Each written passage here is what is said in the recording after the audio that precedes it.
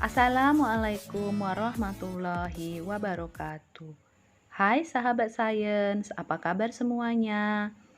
Jumpa lagi dengan Ibu Sugi. Pada video kali ini kita akan membahas tentang sifat zat dan perubahan zat, baik secara fisika maupun kimia.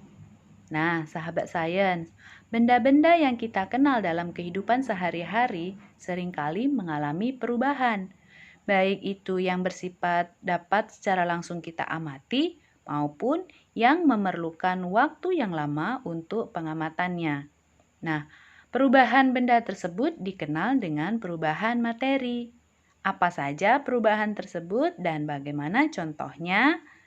Mari kita pelajari lebih lanjut.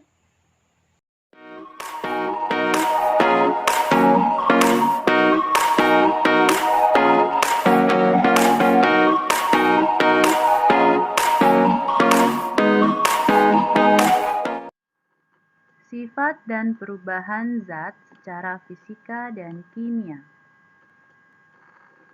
Sifat fisika zat. Apa saja yang termasuk sifat fisika zat? Yang pertama adalah wujud zat. Zat dapat berwujud padat, cair, dan gas, di mana perubahan wujud ini dapat terjadi karena pengaruh suhu lingkungan. Yang kedua, kelarutan. Kemampuan suatu zat untuk melarut dalam suatu pelarut. Contoh, gula dapat larut dalam air dan garam juga dapat larut dalam air. Yang ketiga, kekerasan. Kemampuan suatu zat untuk bertahan terhadap goresan. Contohnya, intan memiliki kekerasan lebih tinggi daripada emas. Yang keempat, daya hantar. Kemampuan suatu zat untuk menghantarkan arus listrik atau panas, yang disebut sebagai konduktor. Sifat fisika berikutnya yang kelima, kemagnetan. Kemampuan suatu logam untuk dipengaruhi medan magnet. Nah, jenis logam yang dapat ditarik medan magnet dengan baik disebut ferromagnetik, contohnya besi. Jenis logam yang kurang dapat ditarik magnet disebut paramagnetik, contoh aluminium. Dan jenis logam yang menolak medan magnet disebut diamagnetik, contohnya adalah seng. Keenam, titik didih. Suhu terendah saat suatu zat mulai berubah wujud dari cair menjadi gas. Contoh titik didih air adalah 100 derajat Celcius. Ketujuh, titik leleh. Suhu terendah saat suatu zat mulai meleleh atau berubah wujud dari padat menjadi cair. Sifat fisika zat berikutnya adalah yang kedelapan, warna. Berhubungan dengan besar panjang gelombang yang dipantulkan permukaan zat ke mata. Contoh ini arang berwarna hitam. 9. Bau. Bau ditimbulkan oleh gas yang dikeluarkan oleh suatu zat. Contoh hidrogen sulfida berbau menyengat, sedangkan oksigen tidak berbau. Kesepuluh, rasa. Tanggapan indera perasa lidah terhadap rangsangan saraf. Contoh rasa manis pada gula. Sifat kimia zat. Apa saja sifat kimia zat? Yang pertama, keterbakaran. Sifat dapat tidaknya suatu zat terbakar. Contoh ini kertas dibakar membentuk gas dan abu, sedangkan air tidak dapat dibakar. Yang kedua, pembusukan. Peristiwa membusuknya suatu zat akibat reaksi kimia. Contoh, sampah dedaunan membusuk dan berubah menjadi kompos.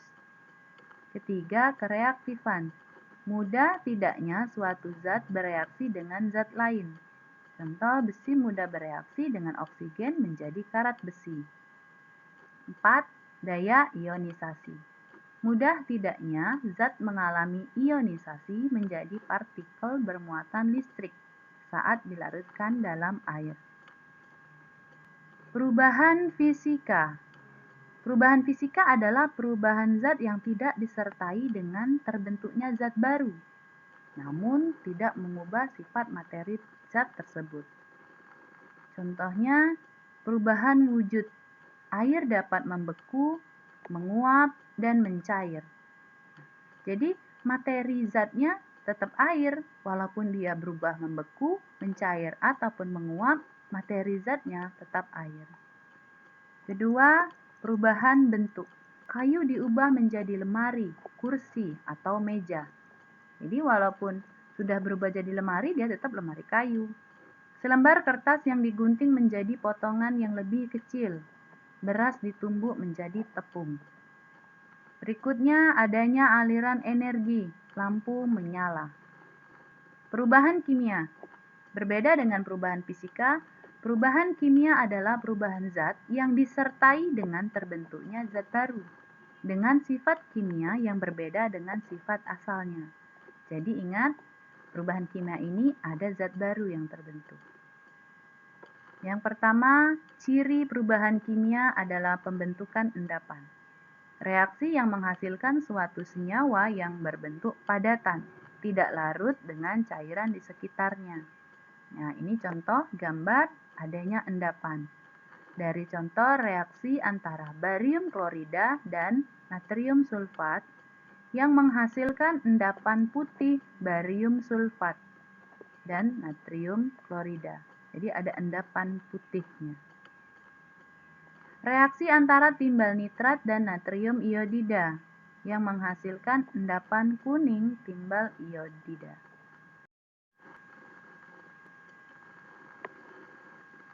Perubahan kimia. Yang kedua, cirinya adalah terjadi perubahan warna. Terjadi perubahan komposisi dan terbentuk zat baru yang memiliki warna yang berbeda. Contohnya adalah reaksi antara tembaga sulfat yang asalnya putih, jika direaksikan dengan air dia akan berubah warna menjadi berwarna biru. Ini contohnya perubahan warna menjadi biru. Yang ketiga, pembentukan gas. Magnesium yang direaksikan dengan asam klorida akan menjadi magnesium klorida dan gas hidrogen. Yang keempat, perubahan suhu. Reaksi kimia disertai perubahan energi, salah satunya adalah energi panas atau kalor dari atau ke lingkungan. Jadi, suhu hasil reaksi dapat menjadi lebih tinggi atau lebih rendah dari suhu reaksinya. Contoh dari perubahan kimia adalah yang pertama, pembakaran, di mana kayu atau kertas dibakar sehingga hasil akhirnya ini adanya abu. Fermentasi, singkong menjadi tapai. Perkaratan, contoh ini gambarnya besi berkarat, kemudian pengenziman dan fotosintesis pada daun. Berikutnya pembusukan, makanan menjadi basi atau sampah yang menjadi membusuk. Sekian materi kita hari ini, sampai jumpa lagi.